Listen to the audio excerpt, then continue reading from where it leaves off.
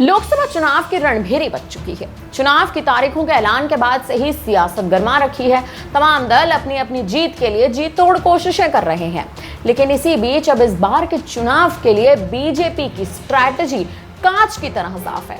अब की बार 400 पार, और इसी के लिए सत्ता दल तमाम कोशिशें कर रहा है।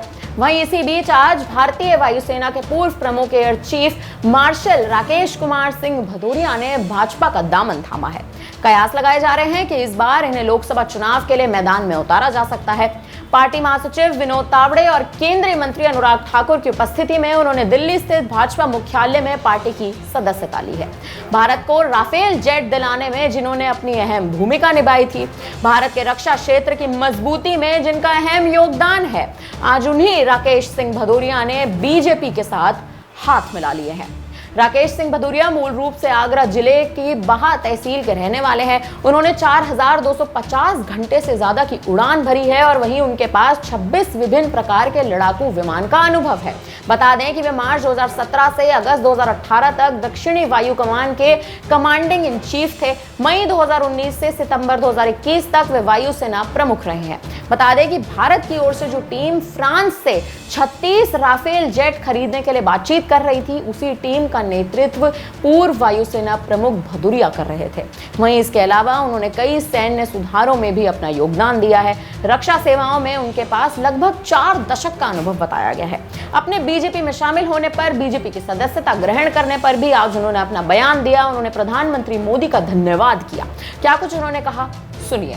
सबसे पहले मैं माननीय प्रधानमंत्री मोदी जी का, भारतीय जनता पार्टी प्रेसिडेंट श्री नड्डा जी का और यहाँ उपस्थित मंत्री जी का सबका धन्यवाद देता हूँ कि मुझे ये अवसर दिया कि मैं सदस्यता भारतीय जनता पार्टी की लूं और फिर से एक बार राष्ट्र निर्माण में अपनी कंट्रीब्यूशन कर सकूं।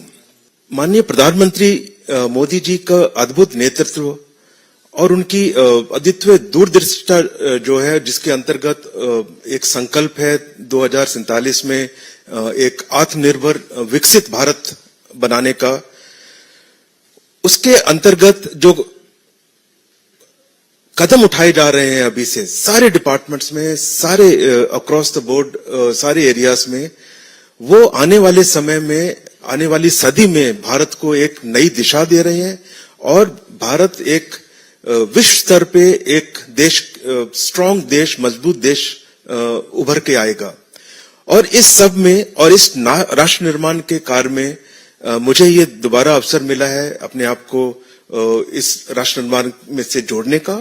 इसके लिए मैं सबका बहुत आभारी हूं और अपनी तरफ से विश्वास जरूर दिलाऊंगा कि इस राष्ट्र निर्माण के कार्य में सक्रिय रह के जो कदम अपनी तरफ से और जो कंट्रीब्यूशन की जा सकती है, वो हर संभव प्रयत्न किया जाएगा। हालांकि अब इनके बीजेपी में शामिल होने को लेकर कई तरह के कयास लगाए जा रहे हैं। कहा जा रहा है कि बीजेपी उन्हें पश्चिमी यूपी के मेरठ या गाजियाबाद से लोकसभा का उम्मीदवार बना सकती है। सीधे तौर पर देखें तो ये बीजेपी का एक मास्टर स्ट्रोक है, लेकिन वहीं इसको लेकर पार्टी की ओर से अभी तक भी कोई आधिकारिक बयान जारी नहीं हुआ है। फिलहाल अब बीजेपी की इस नई स्ट्रैटेजी पर और जिस तरह से बीजेपी अब पूरी तैयारी कर रही है आने वाले चुनाव में जीत दर्ज करने की, इस पर अब आप क्या कहेंगे, हमें कमेंट करके जरूर बताएं। धन्यवाद। वीके न्यूज, राष्ट्र के नाम।